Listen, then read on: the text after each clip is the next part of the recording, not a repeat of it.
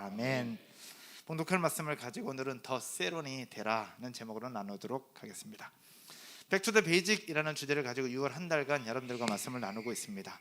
첫 번째 주 말씀 혹시 생각이 나십니까? 첫 번째 주 더 그리스도인이 되라. 지난주에는 더 예배자가 되라는 제목이었습니다. 오늘 예배도 더 예배자가 되라는 말씀의 연장선인데요, 지난주에 의자를 치우면서 이번 주에는 뭐가 없을 거다라고 말씀을 했더니 의견들이 아주 다분했습니다. 어떤 분들은 핸드폰을 거둘 것이다, 목사님이 핸드폰을 거둘지 모른다, 준비해라 라고 하시는 분도 계셨고요, 또 어떤 분은 아마 설교가 없을 거야 하시면서 본인의 희망사항을 말씀하시기도 하셨습니다. 또 어떤 분은 그래서 목사님 어디 가시나? 목사님 안 계시나? 라고 말씀하셨어요. 근데 그 얘기를 듣고 있던 한 집사님이 이렇게 말씀하셨습니다. 다음 주에는 성도가 없을 거야. 그래서 제가 물었어요. 왜 성도가 없을 거라고 생각했더니 지난주에 너무 오랫동안 서 있어가지고 이번 주에는 안 올 수도 있겠다, 그 얘기를 하더라고요. 하여튼 감사했습니다. 오늘 찬양 가운데 악기를 다 치웠습니다. 악기는 있지만 사실 연주자를 좀 쉬도록 했습니다. 왜 그래 했느냐, 보통 우리는 악기 연주를 듣고 빵빵한 사운드를 들으며 하나님을 예배합니다. 그러다 보니까 우리가 착각하거나 또 잊고 있는 부분들이 무엇이냐, 사운드를 듣는 것으로 내가 예배했다라고 하는 착각을 하기도 한다라는 겁니다. 예배는 우리 몸과 마음과 우리 입술로 고백하고 예배하는 것인데, 빵빵한 사운드를 듣고 악기 연주를 듣는 것으로 내가 예배했다라고 하는 착각을 불러일으킬 수 있다라는 거죠. 그래서 진짜 예배자가 되고 찐 그리스도인이 되기를 소망하면서 백투더 베이직이라는 제목으로 나아가면서 오늘은 악기 연주를 다 빼고 기타 하나로만 했습니다. 저는 사실 기타도 째꽂지 말고 기타도 안 했으면 좋겠다라는 생각이 들었는데, 온라인 예배가 송출되고 있고 또 함께하는 분들이 음정이 불협화음이 되면 안 되니까, 그래서 음정을 맞추기 위해서 기타로 예배를 드렸습니다. 의도를 아시겠죠?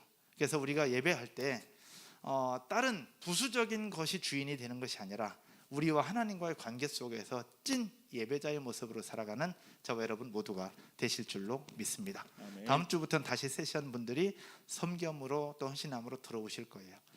이 예배 위에 더 얹어져서 더 놀라운 하나님의 예배가 될 줄로 믿습니다. 아멘. 오늘은 더 세론이 되라는 제목입니다. 우리 이미 셀에 속해 있는데, 우리 세론인데 더 세론이 되라는 것은 무슨 말씀일까? 더 세론이 되라는 의미는 이것입니다. 진정한 그리스도인이 되어보자. 그리고 이제는 더 행복한 교회의 한 가족으로서, 또 하나님 나라의 백성의 한 사람으로서 진짜 하나님 나라 백성답게, 더 행복한 교회의 식구답게, 더 행복한 교회의 가족이요, 우리 셀에 속한 세론답게 삶을 살아가보자 라는 의미입니다. 더 세론이 되라는 제목으로 말씀을 나누기 앞서서, 그러면 셀이 왜 필요하냐, 더 셀이 필요한 이유를 함께 간략하게 나누어 보려고 합니다. 더 셀이 필요한 이유, 여러분 셀이 왜 필요할까? 우리는 하나님의 형상대로 만들어진 존재입니다. 여러분 아멘이십니까? 하나님의 형상대로 만들어진 존재예요. 그럼 하나님의 형상대로 만들어졌다는 것을 무엇을 얘기하는 것일까? 쉽게 얘기해서 장갑을 만들면 장갑은 어떤 형상으로 만드느냐? 손의 형태를 따라서 장갑을 만듭니다. 손의 형상을 따라서 장갑을 만들고 장갑 안으로 우리 손이 들어가죠. 하나님의 형상대로 만들었다는 것은 무엇이냐? 우리는 하나님의 형상대로 만들어진 존재로 우리의 안에 하나님이 들어와 계시고 우리가 하나님과 한 몸으로 살아가야 하고, 우리가 하나님의 형상대로 만들어졌기 때문에 하나님이 존재하는 방식으로 우리가 살아가야 된다는 것을 이야기를 하고 있습니다. 요한복음 17장에서 하나님은 우리에게 이렇게 말씀하고 있습니다. 17장 21절의 말씀을 한번 볼까요? 예수님이 기도하셨던 대제사장적 기도입니다. 아버지여, 아버지께서 내 안에, 내가 아버지 안에 있는 것 같이 그들도 다 하나가 되어 우리 안에 있게 하사 세상으로 아버지께서 나를 보내신 것을 믿게 하옵소서. 성부, 성자, 성령께서 서로 하나가 되고 그 함께 하는 것처럼 그 안에 있게 하소. 우리도 그 하나님과 같은 모습으로 있기를 원한다는 것을 이야기를 하고 있어요. 22절도 한번 보실까요? 내게 주신 영광을 내가 그들에게 주었사오니 이는 우리가 하나가 된 것 같이 그들도 하나가 되게 하려 함이니이다. 성부, 성자, 성령께서 하나의 모습으로 한 공동체로 사시는 것처럼 우리도 그렇게 살기를 원한다라는 말씀입니다. 즉 하나님은 한 몸으로 계시면서 한 공동체의 모습으로 존재하시고 모든 사역도 그렇게 하셨습니다. 그럼 하나님의 아들이라고 하시는 예수님의 모습은 어떠했을까? 예수님께서 이 땅에 오셨을 때 예수님도 12명의 제자들을 세우고 12명의 제자들과 함께 셀 공동체의 모습으로 살아가시고 사역도 그렇게 하십니다.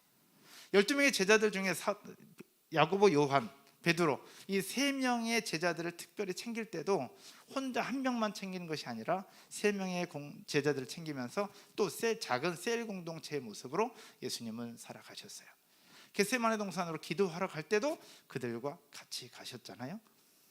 예수님의 삶의 형태도 셀 공동체의 모습이었습니다. 그렇다면 하나님의 형상대로 만들어진 우리들, 그리고 예수님을 나의 구주, 나의 하나님이라고 믿고 섬기는 우리들의 모습이 셀 공동체의 모습으로 살아가야 된다는 것은 말할 필요가 없겠죠.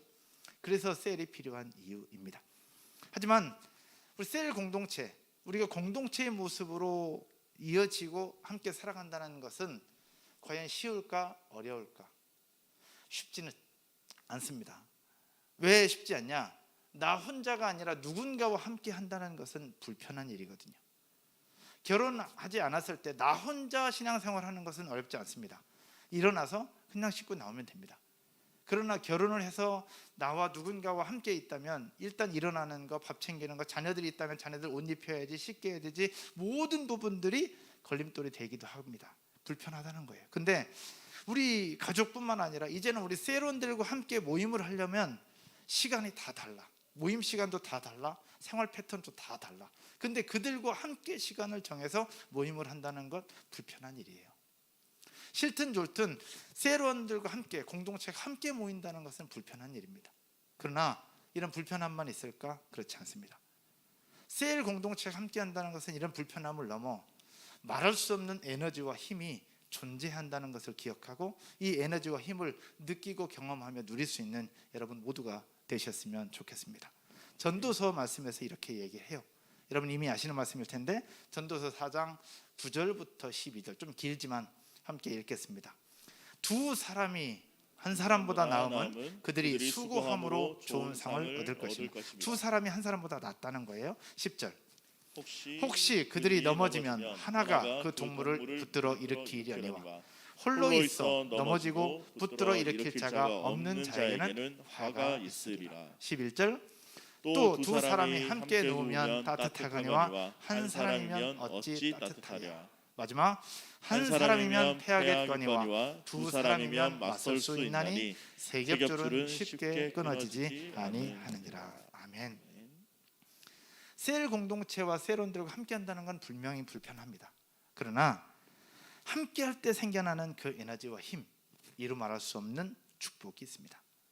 그 축복과 그 은혜와 그 능력들을 경험하며 살기를 주님의 이름으로 축복합니다. 요즘 우리 큐티 하면서 보면 다윗이 사울 왕에게 쫓기고 있잖아요. 근데 그 쫓기는 다윗에게 공동체가 있었어요. 어떤 공동체가 있었느냐? 그의 친구였던 요나단이 있었습니다. 영적 지도자인 사무엘이 있었습니다. 그리고 아둘람 굴에 숨어 있을 때 그를 따르는 무리들이 함께 있었고요. 그 이후에는 나단 선지자가 또 옆에 있었고요. 이제는 지혜로운 여인이었던 아비가일도 이제는 다윗 옆에 있게 됩니다. 이런 다윗 옆에는 진짜 공동체가 함께 있었어요. 근데 만약에 다윗에게 이런 공동체가 없었다면 어떻게 되었을까? 영적 지도자 사무엘이 죽으면서 다윗은 급격하게 흔들리는 모습을 여러분 이미 말씀을 통해서 보았을 거예요. 우리에게 이런 영적인 공동체가 없다면 흔들릴 수밖에 없고 힘을 빼앗길 수밖에 없어요. 그래서 우리에게는 셀이 필요합니다. 영적인 공동체가 필요한 거예요. 이런 셀, 이런 영적인 공동체를 힘들어하거나 불편해하기보다 함께 누리고 함께 만들어갈 수 있는 더 셀원이 되시기를 주님의 이름으로 축원드립니다.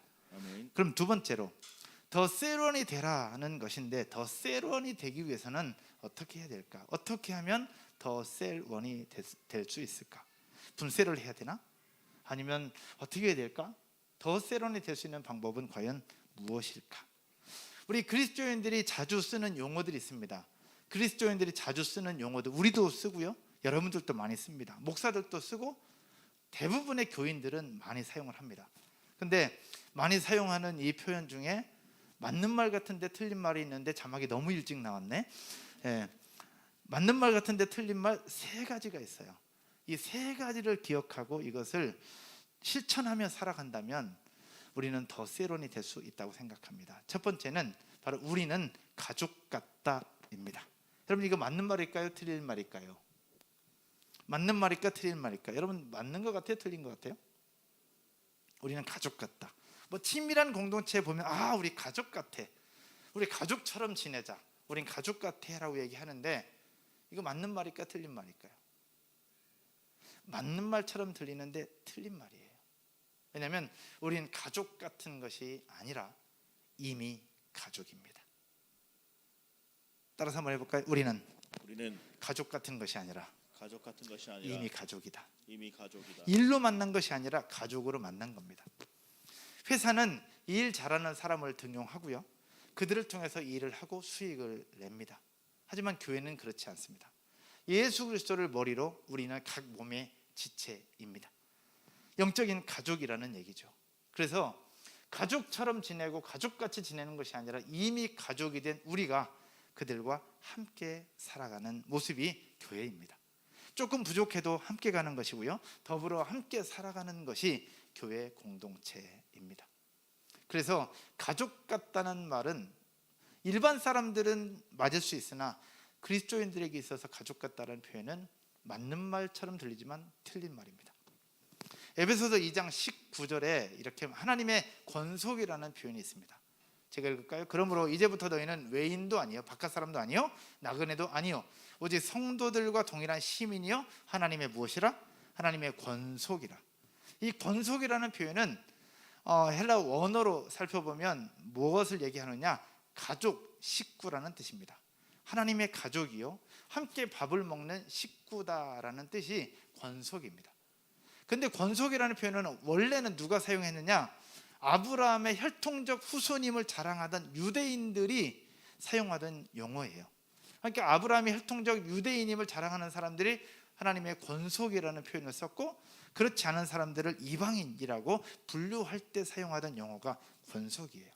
식구요 혈통적 후손인 가족을 얘기할 때 권속이라는 표현을 씁니다. 근데 이제는 우리 모두가 하나님의 권속입니다. 왜? 예수 그리스도를 나의 주 나의 하나님으로 믿고 하나님의 백성이라고 하나님의 가족이라고 믿고 공동체 생활하는 우리는 하나님의 가족이라는 겁니다. 그래서 가족같이가 아니라 우리는 이미 하나님의 가족. 그래서 우리 성도들을 뭐라고 얘기했느냐? 형제님 자매님이라고 부르는 이유가 그것입니다. 우리 오늘 성일 집사님 감사의 고백했는데 교회 와서 우리 아저씨라고 안 부르잖아요. 우리가 형제님이라고 부르잖아요. 또 거기에 이제 직분을 줘서 집사님 또 리더님 뭐 그렇게 부르죠. 아저씨라고 부르지 않습니다. 그 의미는 우리는 이미 가족이라는 얘기예요. 가족은 어떠합니까? 가족은 버릴 수 없습니다. 가족은 포기할 수 없습니다. 가족은 내 마음에 들지 않아도 기다립니다. 가족은 나와 다른 생각을 가지고 있어도 나와 성향이 달라도 포기하지 않습니다. 가족을 어떻게 포기하겠습니까? 부모는 자녀들을 바라보면서 일 잘하는 부모, 똑똑한 부모를 희망하지만 일 잘하는 자녀를 원하지 않습니다. 똑똑한 자녀를 원하는 것이 아니라 어떤 자녀를 원하느냐? 따라서 해볼까요? 화목하게 지내는 자녀. 화목하게 지내는 자녀들을 하나님은 원하고 계십니다. 여러분 그렇지 않습니까? 자녀들이 하나 둘 있는데 겁나게 싸워, 맨날 싸워. 그러면 뭐 어떻게 얘기할까요? 부모는 싸우는 자녀들을 원하는 것이 아니라 화목하게 지내는 자녀. 좀 일 못해도 괜찮아, 공부 조금 못해도 괜찮아, 이왕이면 잘하면 좋지. 그런데 그것보다 더 화목하게 지내는 자녀들을 원하는 것처럼 하나님 우리 교회의 모습을 보면서 더 세론이 된다는 것은 무엇을 얘기하고 있느냐? 성도들이 함께 화목하게 지내는 것, 그것을 하나님이 더 원한다는 사실들을 기억하고 더 세론이 되어 온 성도들과 화목하게 지낼 수 있기를 주님의 이름으로 축원드립니다. 아멘. 내 마음에 들지 않아도 버리거나 포기하는 것이 아니라 기다려주고 함께 해주는 것, 이것이 우리에게 필요한 더 세론의 모습입니다. 두 번째, 가족 같다라는 말과 함께 맞는 말 같은데 틀린 말이 또 하나 있습니다. 무엇일까? 두 번째는요, 따라서 한번 해볼까요? 예수님처럼 살자. 예수님처럼 살자. 두 번째는 예수님처럼 살자입니다. 여러분, 맞는 말 같죠? 근데 틀린 말이에요. 성경 어디에도 예수님처럼 살아야 된다는 말씀이 없습니다. 그러면 예수님처럼 살아야 된다고 하는 그 진짜 의미는 무엇일까? 따라서 한번 해볼까요? 예수님처럼 사는 것이 아니라 예수님처럼 사는 것이 아니라 내 안에 계신 내 안에 계신 예수님으로 살아가는 것. 예수님으로 살아가는 예수님처럼 사는 게 아니라 내 안에 계신 예수님으로 살아가는 것을 이야기합니다. 마태복음 11장 29절을 한번 보시면, 나는 마음이 온유하고 겸손하니 나의 멍에를 메고 내게 배우라. 예수님께서 말씀하세요. 나처럼 살으라고 하는 것이 아니라 나의 멍에를 메고 내게 배우라고 말씀을 하셨어요. 또 갈라디아서 2장 20절에 사도 바울이 이렇게 이야기를 합니다. 같이 읽을까요? 내가 그리스도와 함께 십자가에 못 박혔나니 그런즉 이제는 내가 사는 것이 아니요 오직 내 안에 누가 사는 거라? 그리스도께서 사시는 것이라. 이제 내가 육체 가운데 사는 것은 나를 사랑하사 나를 위하여 자기 몸 버리신 하나님의 아들을 믿는 믿음 안에서 사는 것이라. 예수님처럼 사는 것이 아니라 내 안에 계신 나와 함께 하시는 예수님으로 함께 더불어 살아가는 것, 그것이 우리 속에 필요합니다. 혹자는 이야기합니다. 사도 바울을 닮아야 하고 사도 바울처럼 살아야 한다고 얘기를 해요. 여러분, 이거 맞는 말일까요? 틀린 말일까요? 사도 바울처럼 살아야 된다. 혹시 사도 바울처럼 살아가시는 분 혹시 계십니까? 저는 목사니까 목사님은 당연히 사도 바울처럼 살아야 되는 것 아닐까요? 저는 얘기합니다. 나는 사도 바울처럼 못 산다고. 왜? 사도 바울과 저는 출발이 다릅니다. 사도 바울은 결혼 안 했고 저는 했고, 여기서부터 시작이 됩니다. 절대 저는 사도 바울처럼 살아갈 수가 없어요. 출발이 달라요. 예수님처럼 산다? 존재가 다릅니다. 예수님과 우리는 존재가 달라요. 사도 바울과 우리는 출발이 다릅니다. 그렇게 살 수 없어요. 그의 모습을 닮아가는 것이고 그의 모습을 흉내내며 노력하는 것이지 그렇게 살 수는 없다라는 거죠. 아직 결혼을 하지 않은 우리 전사님들은 사도 바울처럼 살지도 모르겠어요. 필요합니다. 그러나 결혼하는 그 순간 그렇게 살 수는 없습니다. 그 모습을 보고 배워가고 닮아가는 거죠. 그러면 우리가 예수님처럼 살아간다는 것은 무엇일까? 아니, 우리 안에 계신 예수님으로 살아간다는 것은 과연 무엇일까? 그것은 바로 무엇이냐? 모든 순간순간 예수님이라면 어떻게 하실까를 고민하며 그렇게 노력하는 거예요. 우리 부서에 새로운 직원이 왔다. 근데 생각도 다르고 행동 패턴도 다르고 모든 게 다 달라. 분명히 업무가 남았는데 시간 땡 치고 그냥 퇴근해버리고 도저히 나랑 같이 일을 섞어서 할 수 있는 부분들이 아니다. 그럴 때 일반 사람들은 뭐라고 얘기할까? 그렇다면 우리 그리스도인들은 그들의 모습을 보면서 어떻게 해야 할까? 또 우리 셀에 새 가족이 들어왔어. 새 가족이 들어왔는데 카톡해도 답장도 없고 전화해도 받지도 않아. 그러면 콜백이라도 있어야 되는데 콜백도 없어. 그 어떤 것도 반응이 없어. 그럴 때 그건 어떻게 해야 될까? 그냥 일반 사람들은 누구누구 안 왔으면 좋겠어. 불편하잖아. 안 왔으면 좋겠어. 없었으면 좋겠어. 라고 생각할 수 있어요. 일반 사람들은 그러합니다. 그러나 그리스도 안에서 한 가족이 된 우리는, 한 형제요 자매 된 우리는 그럴 수 없습니다. 그럴 수 없어요. 어떻게 해야 돼요?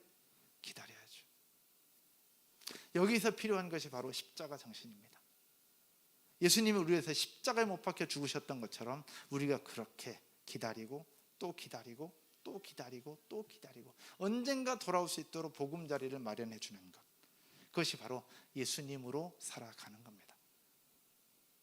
그런 삶이 우리 가운데 필요하고 그런 노력이 있기를 주님의 이름으로 축원드립니다. 아멘. 그러면 더 세론이 되어가는 거예요. 마지막 세 번째, 맞는 말 같은데 틀린 말이 하나 있어요. 하나가 되어야 한다입니다. 하나가 되어야 한다. 이것도 너무 좋은 표현인데 틀린 말이에요. 우리는 하나 되기 위해서 힘쓰고 하나가 되어져 가는 것이 아니라, 따라서 한번 해볼까요? 하나 되게 하신 것을 하나 되게 하신 것을 믿고 하나 된 것을 것을 힘써 지키는 것. 힘써 지키는 것. 하나 된 것을 믿고 하나 된 것을 힘써 지키는 거예요. 이게 더 세론의 모습입니다. 하나된 것을 힘써서 지키기 위해서 필요한 것이 무엇이냐? 오늘 읽은 본문 에베소서 4장 2절 3절의 말씀입니다. 한번 띄워주세요. 보시죠. 그것을 지키기 위해서, 하나된 것을 지키기 위해서 어떤 힘을 쓰느냐? 모든 겸손과 온유로 하고 오래 참는 거예요. 오래 참아. 그리고 사랑 가운데서 서로 용납하는 겁니다. 너무 어렵지만 그렇게 하는 거예요. 세 번째 3절, 평안에 매는 줄로 성령이 하나 되게 하신 것을 어떻게 해요? 힘써 지키라. 우리 셀 안에 들어왔다고 하는 것은 이미 하나라는 얘기예요. 우리 가족이 되었다는 걸 얘기하는 거고, 더 행복한 교회 등록했다는 존재 자체는 이미 더 행복한 교회의 가족이요 식구라는 얘기입니다. 버릴 수 없고 포기할 수 없어요. 우리를 힘들게 하지만 용납하고 용서하고 오래 참고 기다리면서 그 위에 사랑을 더 하는 겁니다. 골로새서 3장 13절과 14절에서 말씀을 하고 있습니다. 누가 누구에게 불만이 있거든 어떻게 하라고? 서로 용납하며 피차 용서하되 주께서 너희를 용서하신 것 같이 너희도 그리하라. 예수님이 우리를 용서하신 것처럼 우리도 그렇게 하라는 거예요. 그 다음 절 한번 볼까요? 14절, 이 모든 것 위에 사랑을 더하라. 이는 온전하게 매는 뭐에? 띠니라. 쉽지 않지만 그렇게 하라는 거예요. 사랑을 더하라. 한 절 더 볼까요? 요한일서 4장 12절입니다. 어느 때나 하나님을 본 사람이 없을 때 만일 우리가 서로 뭐하면? 사랑하면 하나님이 우리 안에 거하시고 그의 사랑이 우리 안에 온전히 이루어지느니라. 여기서 중요한 것이 있습니다. 하나님이 우리에게 은혜 부어주시면 우리가 사랑하는 게 아니에요. 우리가 먼저 사랑하면 그 사랑 안에 하나님이 거하시는 겁니다. 왜? 하나님은 사랑이시니까. 할렐루야. 아멘. 우리가 서로 사랑할 때, 서로 하나 될 때 그 속에 하나님이 오시는 거예요. 그래서 하나 되기 위해서 힘쓰는 것이 아니라 하나 된 것을 지키기 위해서 힘써서 노력하는 것, 이것이 바로 더 셀원의 모습입니다. 그렇게 어렵지만 이미 가족으로 또 예수님으로 살아가고 하나 된 것을 힘써 지켜가는 저와 여러분 모두가 되실 줄로 믿습니다. 말씀의 결론을 맺으면서요,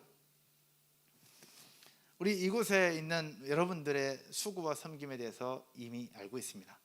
또 셀원들의 수고에 대해서 늘 고맙고 감사합니다. 여러 셀이 있지만 그 중에 두 셀의 모습을 여러분들과 함께 소개하고 칭찬하고 싶습니다.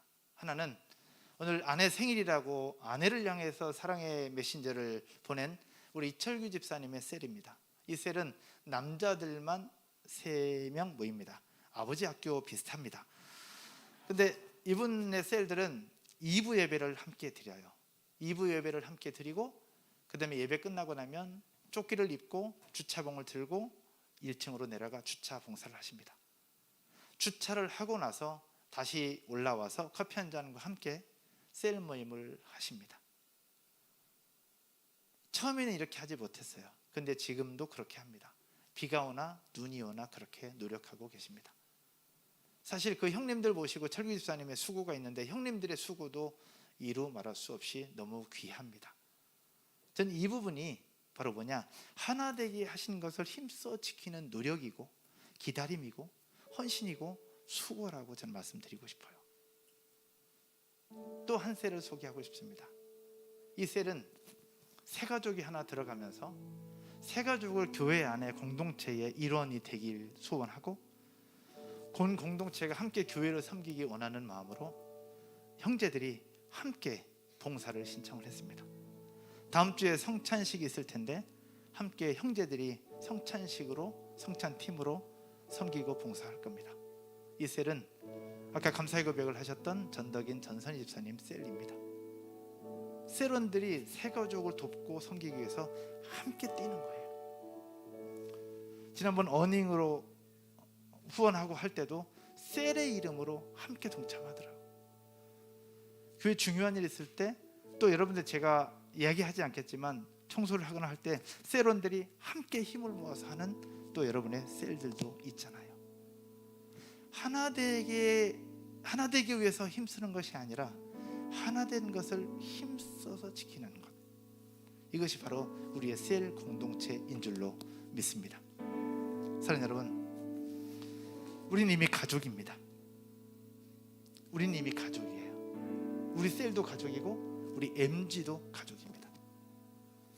우리 가정이 가족이고 조금 더 큰 가족인 우리 셀, 조금 더 큰 가족인 우리 MG, 조금 더 큰 가족인 우리 교회, 이미 가족으로 묶어주셨기에 그 하나 된 것을 힘써 지키기 위한 노력, 이렇게도 하고 이렇게도 하고 이렇게도 할 수 있습니다. 우리 리더분들께서 또 여러분 셀원들께서 함께 고민하면서 우리 셀이 존재하는 이유는 무엇일까? 우리 셀이 모이는 이유는 무엇일까? 우리는 왜 모이지? 우리끼리 너무너무 좋은데 교회와 상관없고 하나님 나라와 상관없다면 하나님이 그 셀을 만드시고 세우신 이유와는 별개의 모습입니다. 다시 한번 돌아봤으면 좋겠어요. 우리 셀이 모이는 이유가 무엇인가? 교회와 어떤 연결고리가 있는가? 우리끼리는 너무 좋은데 교회와 상관이 없다면 고민해봐야 됩니다. 저는 기대합니다. 이번 백투더 베이직 더 셀원이 되라는 제목을 가지고 함께 할 때에 우리 공동체가 다시 건강하게 세워져서 각 셀이 하나님을 예배하고 우리 공동체와 인볼브되고 그 속에서 함께 하나님 나라를 세워갈 때에 초지동과 안산 땅을 변화시키는 더 행복한 교회가 될 줄로 믿습니다. 그런 공동체의 주인공이 되셨으면 좋겠고 이 코로나 중에도 잘 버티시고 열심히 섬기고 헌신한 여러분 모두를 주님의 이름으로 축복합니다. 하나님 앞에 감사, 우리 서로에게 고맙다고 박수 한번 하겠습니다. 다 같이 자리에서 한번 일어나셔서 우리 기대